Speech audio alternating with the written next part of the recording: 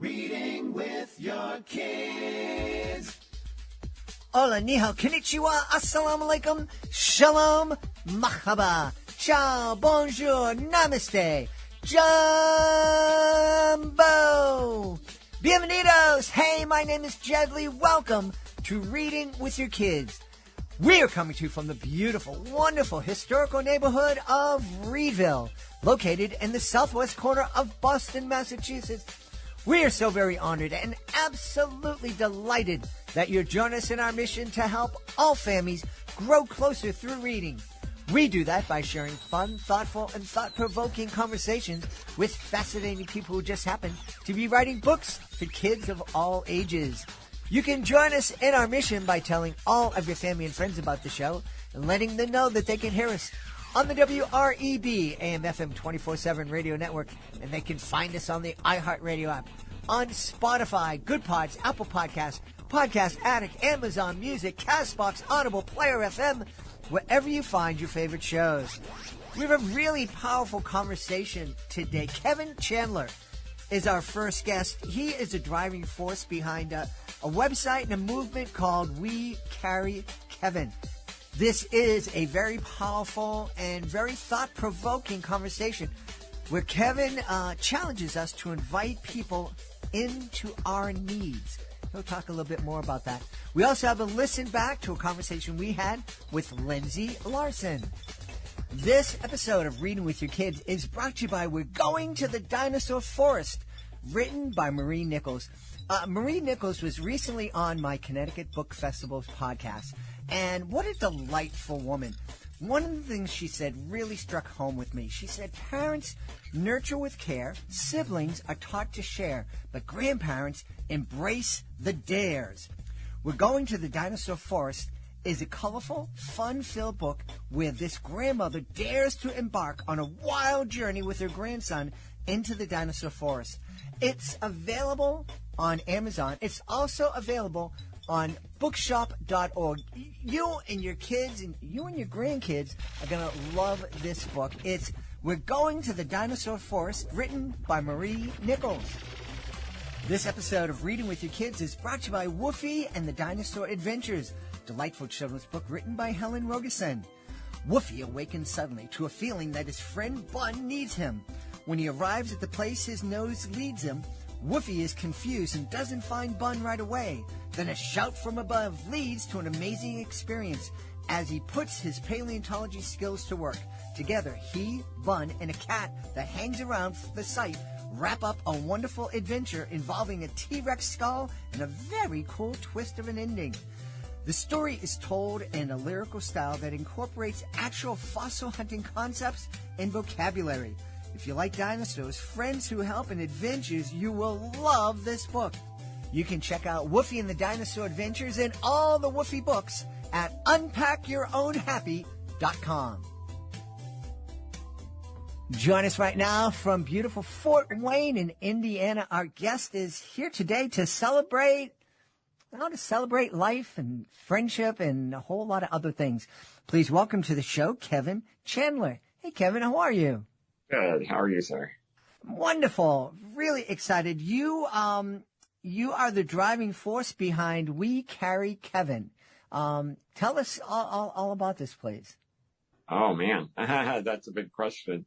Well, I think it's easiest to start at the beginning where some friends and I a few years ago decided we wanted to go to Europe and hike through the English countryside and dance in the streets of Paris and explore an ancient monastery in Ireland. And all of these things would not be wheelchair accessible, which is a problem normally because I'm in a power wheelchair and fully dependent on it. But my friends and I decided the best way to overcome that was to leave my wheelchair at home. And they carried me around, taking turns, carried me around in a backpack for 3 weeks as we had this adventure together. And from that, we started hearing from families all over the world with disabilities, and they were asking mainly two questions. One, where did you get this backpack? And two, where did you get these friends? And so we started the nonprofit called We Carry Kevan when we got home as a means to answer those two questions. And so we produce the backpack. We manufacture it now and distribute it to families all over the world. And we also stay in touch with those families and build community with us, within themselves, their family unit or their community, and with other backpack families around them. Well, as someone who is recently recovered from an injury that landed me in a wheelchair for a short period of time, and then a long recovery process, I can attest to the fact that it's not easy getting around the United States in a wheelchair or with walking aids, and it is really not easy getting around Europe. Who would have thought, cities that were built, a couple of thousand years ago aren't accessible. The question of where do you get the backpack obviously is an important one. But I think the second question is, where did you get these friends? I think that's an even deeper question. Where did you get these friends?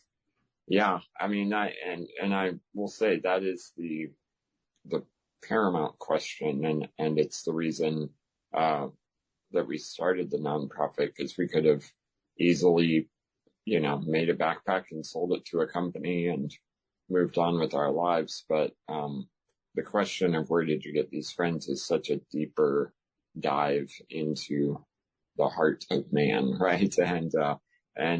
And so we really wanted to explore that. And I think that's an aspect of our work that can forever grow and change and evolve with, as we get to know more families and hear their situations and questions. And so it's kind of the fun, the hardest part, but the most fun part of our work. But where I got the friends, I mean, it's funny. We had, I had 4 guys that were carrying me on that trip and 2 guys that were filming. And, I kind of met them at different stages in life and different places.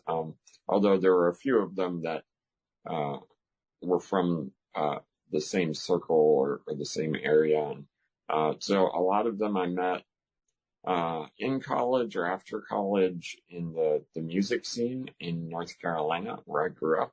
And, I played in a band and they played in different bands. And so we were always around each other, and then started hanging out more, spending more time outside the music scene and, getting to know each other. And then one of the guys, I went to church with here in Fort Wayne when I moved here. He was the worship leader. And, when I moved up here, I asked him if he would be willing to help with getting me up in the morning and get me a shower, get me dressed and ready for the day. And so, by the time we went on the trip to Europe, he had probably been doing that for 2 or 3 years, a couple times a week. He drove a school bus in the morning and then would, park the school bus and come over and get me up and ready for the day. And so yeah, it's just kind of different parts of my life, different seasons. And I mean, when we went on the trip, I was 30. So some of them I had met 8 years, 10 years before. And then Ben, I had met maybe 4 or 5 years before. And then, one of the guys on the trip, while we were doing the fundraising for the trip, he heard about our story and came to one of our fundraiser events and said, "Hey, I am a wilderness EMT. I've got a lot of certification that could be really helpful in a pinch, and I would like to offer my services to come with you guys." And so we got to know him. So you have Tom and Philip that I knew for 8 or 10 years. Ben I knew for 4 or 5, and then Robbie we knew for about 2 months before the trip. So they all came from different parts of my life, but something that's really beautiful about that is, all of them, there were periphery reasons why we had gotten to know each other, but what brought us closest was my disability and my need for help. So Tom and Philip and even Luke, the filmmaker, we got to know each other better because some places that our group of friends wanted to hang out was upstairs. And so Tom would carry me up the stairs because my wheelchair couldn't go there. Or Luke would pick me up, because I can't drive. And Ben helped me with caregiving when I moved here. And then obviously Robbie saw a need in our trip and said, I can fulfill that. And so all these friendships may have started with something else, like meeting at church or a concert, but ultimately they were, the roots went deep because of my need and my invitation for them to be a part of that and their willingness to say yes and step into that adventure together. And it just led to this further adventure. One of the things we talk about here on Reading with Your Kids is that so many kids and adults have trouble asking for help. And whether it's with something that's going on in school or whatever it is, you obviously, I was going to say you obviously don't have trouble asking for help, but that's wrong of me to assume. Is this something that you feel comfortable doing, asking for help? It's been interesting over the years to, especially as the nonprofit has come together, and I'm actually finishing up a new book right now specifically about inviting people into your need, and it's called The Hospitality of Need. And so my mindset, my thinking has been more on this idea, whereas I've spent most of my life inviting people into my need without really thinking about it. And so actually having to put it into words has brought a lot more focus and clarity. And what I've realized is that when it comes to my physical needs, help with the restroom, help making food or eating food. If you and I were sitting in person right now and I needed some water, I would just say, hey, Jed, can you pick this up for me? And, can you hold the cup up? And I would drink it like it wouldn't be a big deal. But then there are other aspects of my life, maybe it's, emotional needs or, a financial need. If the nonprofit is in need, I have a lot harder time inviting people into that. Whereas maybe because I'm 38, I've spent 38 years, with this disability that limits me. And because of the family I grew up in, my siblings, my parents, and the friendships I fostered even from a young age, and friendships my parents had, I've always been comfortable inviting people into my physical needs. So, I think it's a fair question and a fair assumption that that it's easy for me, and I would say it is, but only in some regards. And so that's something I'm working on.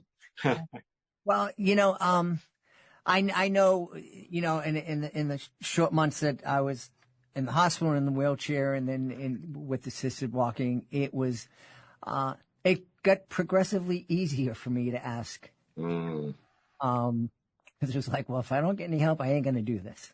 Yeah. Yeah. Well, if I can turn the interview around and ask you about, you answered it a little bit there of, if I don't ask for help, I'm not going to be able to do this. But what was more of that thought process like for you? How was that kind of you grew into that, I'm guessing? I grew into it. I think, knowing that I'm a person who is very anxious and eager to help and wouldn't think twice. I wouldn't think twice about picking up that cup if you were thirsty, or probably couldn't carry you around, but not at this elderly point in my life. But I know when I was younger, I advocated for kids with handicaps and worked in a school, so I spent lots of time.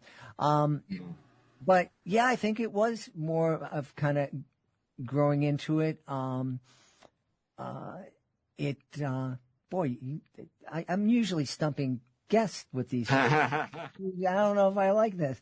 I can come back anytime. No, it was that whole thing, that old guy macho thing. Like, I can do it. I don't even know if I can do it, and which is really, really silly when you think about it, because even if you can do most things on your own, we all need help in most aspects of our lives.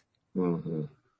Yeah. I think independence is really a false narrative. It's a lie that we've come to believe is really important in our lives. And even when people say that they live independently, well, what does that actually mean?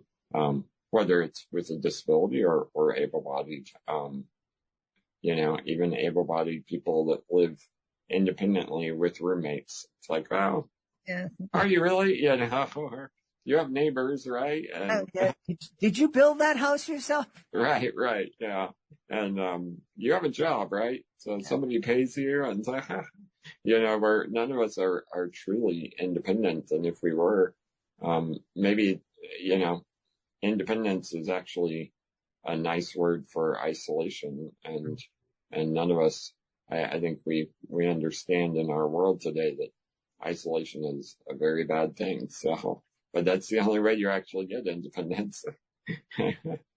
You bring up a thought. I was that school I mentioned. I was working at a school for kids with severe developmental disabilities in 1988. So before the Americans with Disability Act was passed, and my job as community liaison was to find and develop opportunities for our kids to get into the community and have a chance to make friendships. And there was a lot of pushback. A lot of folks in the community didn't want to see people with severe disabilities. A lot of the families of the kids that I was working with didn't want them to be seen. They came to our school in a bus or an ambulance car, and they went home, and they didn't go out there. I know that the Americans with Disabilities Act has helped that a bit, but is there still, do you still see that kind of attitude on both sides of that coin? I hope I'm. Yeah. Something that I noticed, and I don't know if this answers the question as directly as it could be answered, but what it reminds me of is when we were in Europe, you've got 5 sweaty, unshowered dudes, and one of them is on somebody else's back, and then you've got 2 guys with cameras. It's a very odd sight to see, and it's actually uncomfortable sometimes for people. We walk into a room and everyone stops and stares. They're confused. They're just befuddled and uncomfortable. But the thing is, even today, I have to do the math. There's 7 of us. And to that 7, we are normal. And so when we walk into a coffee shop or a restaurant, one night we went to a super fancy Italian restaurant where everyone else was wearing suits and ties, and we walk in and I'm on somebody's back, and we have to arrange the chairs so that my backpack can sit well and all this. And at first we stick out like a sore thumb, and then it's mere seconds before our mentality kind of takes over the room, that this is very normal. This is okay. You may not understand what we're doing, but it's all right. And what actually happens next is other people want to be involved, and so I guess you could call it a positive mob mentality, right? Of this group, if I were to go into that room by myself, I have to carry all the weight of normalizing this. But because there were 7 of us, it normalizes a lot easier and faster. And so that's an extreme example with the backpack, but I experienced that in my everyday life in my wheelchair, where if I go somewhere on my own, again, I have to carry that burden myself of normalizing, fitting in, being a part of whatever's going on. But if I go with my wife, or if I go with a couple of guys, to a concert or a movie or a coffee shop or whatever the case may be, the way that we interact and things are normalized, the world around us, for the most part, accepts that and leans into that. And so I think that is a solution and an aspect that we as a community should really lean into. And that's how you're going to affect change, is by treating things differently, So. Yeah. What's going on at We Carry Kevan? It's a great website. It tells a little bit of your story, and helps families get these backpacks. What else is going on there? Yeah. So, on the surface, what you see is families getting our special backpack. We have over 1,200 backpacks in almost 50 countries around the world, and that's 1,200 families that are thinking differently about what accessibility can mean, realizing that this national park or this mountain or this frozen lake is not accessible for Jimmy's wheelchair, but that doesn't mean it's inaccessible to Jimmy. And so on the surface, what you see is us distributing backpacks to these families, but really within that, we are trying to foster those friendships and that community. Like I said earlier, community with us at We Carry Kevan, community with the people around them wherever they are. We're not going over to Dublin every weekend to hang out with our friends in Ireland, but we can do Zoom calls and emails, and we can also encourage them to build a community around them in person. And then building community with other backpack families. You mentioned you're in Boston. We have several families in that area, and so we've connected them with each other. We've talked about going for a visit to do something all together, and so just really helping people to see that they're not alone. And then so all of that to say, a big way that we're doing this right now is, if you go on our website, there's a page for what we call causes. It's our causes page. And it's essentially like a GoFundMe. It's a crowdfunding platform specifically for families who want a backpack. They have the opportunity to just buy it outright, but most of our families, we invite them to set up a cause on our website and then share it with their community and say, hey, I'd like to get a backpack. Can you help me raise the funds for it? And that covers the backpack and the shipping and all of that. But what that's really doing and what we're going for is, number one, it's teaching them or fostering in them the ability to invite people into their need. And it's a fun need. It's not, can you take me to the doctor? Can you help me with the bathroom? It's, can you help me get this backpack so we can go to the zoo together? I remember a while back seeing a video of an uncle carrying his nephew, I think it was, up an active volcano using one of our backpacks. I mean, this is fun, cool stuff that families get to do. So it's teaching them and reframing their mind to invite people into their need, inviting people to help them out, and then hopefully through that, it's connecting them to more people and doing that part of building a community around them through that need. And so any time that you give to a specific cause, once they have their backpack and they send photos or videos or stories, that gets forwarded to you so that you can stay connected with that family. You can be in touch with them.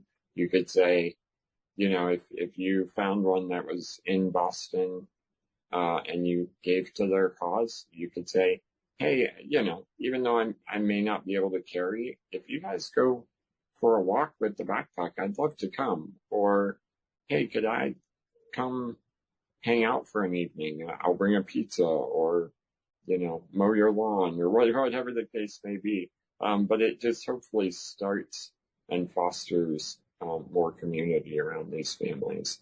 And so it's been a lot of fun to do those causes. And then, there's events that we put on, and we have books and various ways to plug into what we're doing. And is there, you mentioned that your trip to Europe was filmed. Are families able to see that film anywhere? So that's part of the events that we do. We show it, we show the full documentary at speaking events that I do around the country and actually around the world at times. But there are clips of it on YouTube. You can go through our website to see those. And we also went to China in 2018, and we have a whole mini series on YouTube from that experience as well, so people can check that out. Awesome. And where's your next trip off to? Oh man, well, we're going to South Carolina next week for a conference, but I don't know if that counts. But no, really, I joke about that, but I would say right now our big adventure is the human heart. It's interacting with these families. It's traveling to see them when we can, and that is our big adventure that my wife and I have embarked on. And my sister also works for the nonprofit. She is in a wheelchair as well, and we kind of divide and conquer. She'll go see a group of families somewhere, and Katie and I will go somewhere else. And so we're just trying to spend time with families and encourage them. And next year is the 10-year anniversary from us going to Europe. So I imagine the guys and I will do something crazy, but we haven't decided what that's going to be yet. Oh, there's a lot of people that want us to go a lot of places, so we'll just maybe pull one out of the hat and see what happens. Oh, well, we want to encourage everybody to check out the website. It's wecarrykevan.com, correct? It is. Yeah. And I would say too, with the theme of this podcast, we do have a children's picture book all about our trip to Europe, and it's a great read for families with disabilities, but also that don't have disabilities, because it's ultimately about friendship. So I love it. I think I think your picture book is the start of many really wonderful conversations families can have, not only about helping people. I love the idea of talking to kids about inviting people into their need. Mm-hmm. That's super important, and it would be great to mobilize, families get mobilized to help out and build community. Definitely, yeah. We've had a really fun time speaking to the driving force behind We Carry Kevan. Our guest has been Kevan Chandler. Hey, Kevan, thanks so much for being here. Yeah, thank you. Hey, families, would you like to share a miracle with your kids? At the Wolf Conservation Center, hope was fading. The endangered Mexican wolves dreamed of a pup, but none had come. until one tiny miracle changed everything. Meet Trumpet, a real-life wolf pup whose incredible birth brought joy, hope, and a lesson in conservation. Trumpet the Miracle Wolf, written by Leocadia George, is a heartwarming true story that will inspire your whole family. Teach your kids the power of hope, love, and protecting endangered species. Get your copy today and join the wild adventure. Hey, my friends. Would you like to bring a little warmth and magic into your home? Let me introduce you to Welsh Mountain Candles, hand-poured on a working Amish farm in Lancaster County. These all-natural, toxin-free candles are made from palm wax with a stunning crystallized glow, rich coconut apricot wax for a creamy finish, and essential oils for a pure, refreshing scent. Whether you're winding down, setting the mood, or just love a great candle, Welsh Mountain Candles are crafted with care and made to be shared. Visit WelshMountainCandles.com. Use the promo code JED10 for 10% off your order today. Light up your home with Welsh Mountain Candles, where every candle tells a story. Join us right now from the beautiful state of Colorado. Our guest is here today to celebrate. Her picture book is called Meeting Exceptional Friends. Please welcome to the show the exceptional Lindsey Larson. Hey, Lindsey, how are you? I'm so great. Thank you so much for having me. I'm delighted to have you on, and I have to tell you, I would love to meet exceptional friends. I think I have a few exceptional friends in my life, but there's always room to have some more. That's right. That's right. Exactly. And so what kind of tips can you give us? What kind of tips will we discover as we're reading Meeting Exceptional Friends with our kids?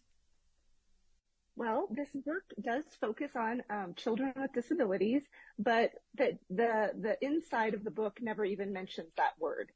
For this age group, we stuck with the word difference because what we know and what we're teaching our children is that we're all different. And that's the beautiful thing in this world, is we all have our wonderful, beautiful differences. And when I wrote this book, it's very personal to me. And I wrote it because I wanted children to know that just like everything else in the world, when we're encouraging children to ask questions, to learn and grow, the same goes for human differences. There's only one way to learn, and that's by asking questions when you're a child. And this book kind of takes you through that. These children are learning and then accepting and playing together. You know, I have mentioned this on the podcast in the past, way back, probably before you were born, back in 1989. I produced and released a video called Melt Down, the Walls Will Separate. And the video, which is part clown show and magic stage show and musical, along with documentary footage, kind of talks about a program that I was hired to lead, that the goal was to give kids with severe developmental disabilities an opportunity to get into the community and to make friends. It was an initiative from the Commonwealth of Massachusetts, the school that I was working for, which was run by a hospital. I believe the reason they hired me, because I had absolutely no experience doing anything like this, is that they wanted it to fail. They wanted to show that no, these kids belong in a hospital, they belong in special places, and they can't make friends and not going to be accepted. Thankfully, through no fault of my own, we succeeded beyond anybody's expectation, to the point where the hospital tried desperately not to release the video. Wow. Wow. And it eventually led to the school being closed down and all the kids being integrated back into their home systems, which was wonderful. Well, wonderful. That is wonderful. But it's... And kind of, when you're my age, you realize how recent in history that is. Yeah, I mean, that was right. I think it was 89 was the year that the Americans with Disability Act was passed, or it was a year after the year before. And we really have come a long way. We haven't come long enough because we're still talking about it. And we still need books like Meeting Exceptional Friends to encourage kids to be open to developing friendships with kids who have different abilities. Absolutely. Yeah. And also helping parents who are, maybe my age, or grandparents who are reading this book, to maybe realize something that they didn't know. Even my husband, after I wrote the book, he probably doesn't like me saying this over and over, but he said he learned something from reading the book. And I said, great. I want every parent, every grandparent, every teacher to say, oh, wow, I even learned something from this. Because we all should be open to continuously learning and growing. And even if it comes from a children's picture book, fabulous. Yeah. Now, it's interesting because I want to talk about what exactly your husband and other adults are learning. One of the things that surprised me was, first off, we had absolutely no problem with the community at large in terms of accepting our kids. And the kids I was working with had very severe developmental disabilities. They were 10 to 18 years old. Most of the kids couldn't walk. They couldn't talk. They had all sorts of challenges in their life. But when we brought them into typical schools, the kids in those schools loved our kids and really kind of latched on to them. The people who kind of threw up roadblocks, of course, the school itself, they threw all sorts of, well, you got to do this and this and this and this. But a lot of the parents of those kids were concerned because they were afraid that their kids were going to be bullied or made fun of. So, and I'm going to talk to you about the other group that really surprised me. But first, before we do that, talk about what would you say to those parents if those parents still had here in 2023 were still concerned about, no, I don't want my kids out in public. I don't want people to make fun of them. I don't want them to be stared at. It's going to make them feel really bad. What might you say to those parents? Well, I think, the ones that I encounter maybe are a little bit more extroverted the way I am and come to me and talk to me.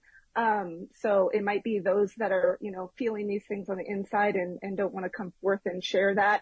But most of the parents are, in fact, to be honest, every parent that has talked to me about this, wants more than anything for their children to be fully accepted into this world just as they are, because isn't that what we all want in life, is to be accepted for who we are.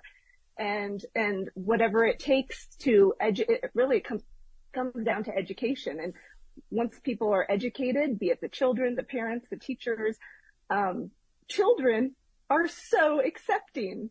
And that's one of the most beautiful things was when I would go out into playgrounds and I would see that questioning look on a child's face, and I knew that they had a question about my daughter. I would walk over to them and kindly say, do you have a question about my daughter? And when they were able to ask and then get a response, they would light up. And it's like, okay, that's all I wanted to know. Let's go play. And the parents' reaction was probably the best part, or grandparent or whoever was with them.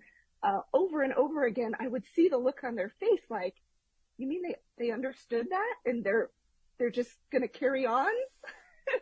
And it's like, yeah, because children just naturally are just so accepting. And I think that does show that we're doing a very good job in some ways about explaining differences to children. Yeah. And that children are growing up understanding that you will meet lots of different people and we're all special and unique in our own ways. Yeah.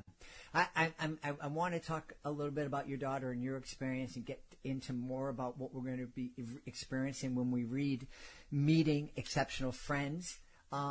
But I did want to share with you, I kind of teased a little bit. There was another group of people who were really opposed to this idea of me trying to integrate these kids into the community at large. And it really surprised me because it was the people within the disabled community. It was the people who weren't as severely challenged in life. And the thing that I heard over and over again was, it's hard enough for me. I'm blind. I'm deaf. I use a wheelchair.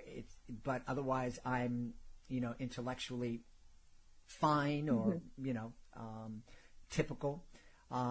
It's hard enough for me to function in this world and get people to accept me. I don't want people to see that there are these kids who are so challenged, because then they're going to think the same of me. And that surprised me. If you have an idea or an opinion on that, feel free to share it, but I don't want to put you on the spot. There is some of that. I wouldn't say I had a kind of a roundabout criticism, which I was expecting, because I am aware I'm an occupational therapist and have a child with disabilities who's now 13. So I've been living this life for a while, and I kind of knew at some point somebody was going to say something about the fact that sometimes people who do not have an intellectual disability, in a way, might not want to be lumped into the disability community. And I don't really know what to say to that, because unfortunately we do need terms. I'm very open about using the word disability with my daughter, because really, to qualify for the Individuals with Disabilities Act, to have an IEP, you have to have a disability. So I don't want to shy away from using those words and those terms. It also makes it hard as a parent when you're trying to look for services for your child, if there aren't those words out there when you're looking for something and looking for a resource. If you have those words like disability, I'm not sure what I'm looking for.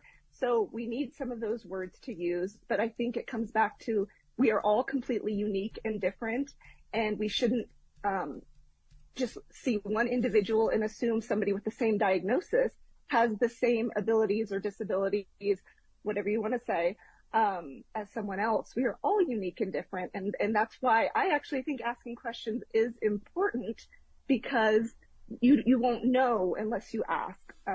Like in the book, one of the children does ask if the child can speak, because she notices the dad is responding. Well, it turns out that little boy cannot speak.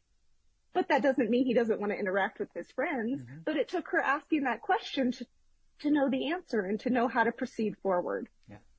One of the things that we celebrated and actually were able to demonstrate in Meltdown is that our kids who couldn't speak, and they didn't have the fine motor skills to do sign language or to use, at that time, very primitive computers to, kind of touch to talk situation. Mm-hmm. They were able to communicate with their eyes and with their smile. And that was one of the things that the quote unquote typical kids picked up on really, really quickly. And they were able to develop that communication with our kids so easily and so naturally. It was incredible. And I'm sure that that's something that you experienced too.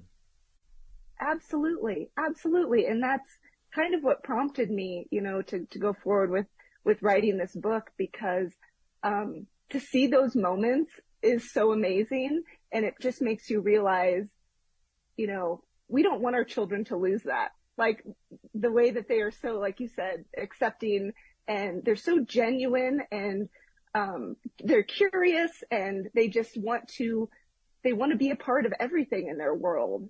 And I don't want children to lose that. I don't want them to be shushed, or, I've seen people direct their children right away from me. My children. It's like, I've watched that, and I know it comes from a place that they probably just think, I'm not sure how to handle that situation. That's okay. Let's learn. Let's learn about it. Yeah. One of the things you mentioned a couple of times, and it is so important, is the idea of encouraging kids and adults to ask questions. it's something, and I've shared this on the podcast when I was growing up almost 100 years ago. My mom, my grandmother would, if we saw somebody who was different, either racially, ethnically, with a disability, if there was somebody who was speaking a different language, it was always, don't stare, don't ask questions. Come on, just, it doesn't exist. Let's move forward. And the idea of asking questions was considered rude. And actually, as you're sharing with us, it's actually the opposite. Asking questions is a great way to show that you're interested, and I think it's a great way to show respect. I completely agree. Yeah. And there's always going to be somebody who maybe has a different opinion. I do mention that in the back of the book. Not everybody's, it could just be just somebody having a bad day. Like, I really don't want to talk about this today. Mm-hmm. And that's absolutely fine. But what I've also found, people are coming back to me and saying the great thing about having read this book with their children, at story time at night, along with some of their other favorite books, they pull out my book, they have this great discussion. Now they've gone out into the world and they're doing something, maybe they're at the zoo or at the park or something, and now their child will just kind of turn to them and say something to the effect of, Mom, remember we read that book about the kids that are different? And they'll just talk to their parent about it. It doesn't mean necessarily that they have to, you don't need to go up to every single person and ask them, but it brings that conversation about, and that parent and that child can simply have another quick discussion about, yes, exactly. And what was one of the things that made you different, sweetie? And have that conversation again. And you've brought it now into the real world. You've taken what was a story that you read together at night, and now you've applied it to the real world. And those moments really stick with children. Yeah. They really do. Yeah.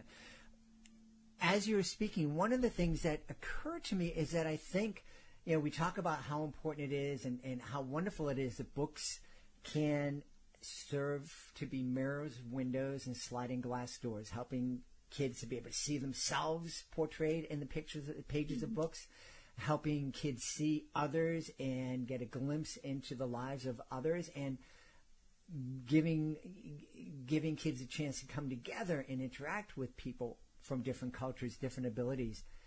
I'm thinking that meeting exceptional friends, having these conversations with our kids can actually empower our kids, because, we hear about all these kids who are experiencing all this anxiety in the world. And I know a lot of the anxiety comes from the idea that, I'm not going to be accepted. I'm different. People aren't going to love me.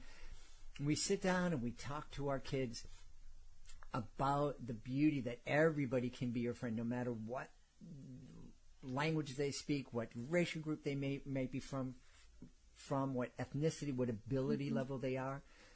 Understanding that all these other people are people and can be our friends can also remind kids that, I'm a person and I'm worthy and I can be friends with others too. Yeah, absolutely. I love that. Yeah. I really do. Yeah. So real quick, typically this is the first question I ask, and we got involved in conversation, really, really important conversation, I think, very early. But we didn't talk very much about the story we're going to experience when we read Meeting Exceptional Friends. So tell us who's in the story and kind of what happens. Okay. Well, really, I designed this book to kind of be an educational tool, if you will. So instead of having a main character, like most of the books that we read, this is a variety of children on the playground, just like what you see when you go. So I'm hoping that children will very much relate. And the way that, I know we go to the playground with my kids, and, some kids are coming, some kids are going. So you're always kind of trying to find somebody to interact with. And so I hope that they can relate to this, because this is how I felt every time we went to the playground. And these children are, looking for friends to play with. And as they do that, they find that the child that they're interacting with has a difference that they don't quite understand or know much about. So they simply ask the same question is repeated over and over. Well, they ask a question and the response is, "That's a great question," by the narrator, and then the children just proceed to interact and play together, and it shows inclusive play, which is getting something that I have definitely seen improve in time. There's children playing with some of the adaptive devices that some playgrounds are now starting to show, but also just having a good game of hide and seek on the playground, which I tell you, kids they will play hide and seek all around the playground. Forget the swings, forget the slides. We're going to play hide and seek. And so it shows those different ways to include kids of all abilities right there on the playground. And it's like a very simple story, but it brings about some good conversation. And then there are some discussion questions at the end, and a note, of course, to the parents and caregivers, just to help them understand why this book was written and how to answer some of those questions that the kids might now be asking them. Yeah, yeah. And I'm sure that the answer to those questions are incredibly valuable for the kids, but I'm thinking they're going to be incredibly helpful and valuable to the parents who are reading the book, because I'm sure they have some of the same questions. I hope so. That was kind of my goal when I realized, as a parent of a child with many disabilities and medical conditions, that it's not just the children that need to be educated, because again, if it's just the children, then we're going to have those situations with the shushing of the parents, and they need to be on board with this as well and be ready and prepared. And I hope this book can help with that. Yeah. Hey, before we go, I wanted to mention the fact and to thank you publicly. Lindsey's family is a military family, so in addition to dealing with the challenges of raising a kid with special needs and differences, Lindsey's family is also serving our nation. And I say that because I think it's really important for us to understand that military families are serving. It might just be one spouse that is actually in the military, but the entire family is serving. And it's incredibly difficult and incredibly challenging, but it's also incredibly important, and it's a great service and sacrifice that are being made for us. So on behalf of everybody who's listening, I want to thank you and your family for that sacrifice and service. Oh, thank you. Yeah. Tell us, Lindsey, where we can go to find out more about meeting exceptional friends and also find out more about you. Well, you can go to my website, which is lindsey-larson.com. You can check below on the spellings of those. I know that Lindsey is spelled a lot of different ways, but mine is with an E. And there's also not only information about the book on there, but I've created some resources to help take the discussion further, be it coloring pages for the youngest children up to 3rd and 4th grade. I have some writing exercises, and I hope to just continue to keep adding to that as I think of more and more ways to expand on disability education. Excellent. And will there be more books coming from you in the future? I hope so. I have ideas. Wonderful. So I hope so. I have plenty of ideas related to sensory issues and learning disabilities that I would love to work into books. Wonderful. Well, we hope that you'll come back to celebrate those books. And in the meantime, we want to encourage everybody to check out Making Exceptional Friends, fantastic picture book from our guest, Lindsey Larson. Hey, Lindsey, thanks so much for being with us. We hope you've enjoyed this episode of Reading with Your Kids. We hope you'll join us for the next episode of the show. To make sure you don't miss a moment, please be sure to subscribe to the show wherever you find your favorite shows. We love the iHeartRadio app. We love Spotify, Good Pods, Apple Podcasts, Podcast Addict. Wherever you find your favorite shows, you can find Reading with Your Kids, and you can subscribe to the show. You can also go to our website, readingwithyourkids.com, and you can subscribe right on our homepage directly to our show. We'd love for you to do that. I'd also love for you to connect with us on social media, facebook.com/readingwithyourkids, @readingwithyourkids on Instagram, and at Deadly Magic on X. We have a great YouTube channel, youtube.com/readingwithyourkids. And if you want to visit our website, the address is readingwithyourkids.com. If you're an author, you absolutely want to visit readingwithyourkids.com. Click on that author's click here button up the top of the page, easy for me to say, and find out how you can be a guest. Being a guest is fun, it's easy, and it gives you the chance to tell thousands of Kidlit fans all over the world about your fantastic children's book. Want to thank the folks who made today's show so wonderful, starting with our guest, Kevan Chandler. Please be sure to visit We Carry Kevan. It's a really powerful website. What a great story.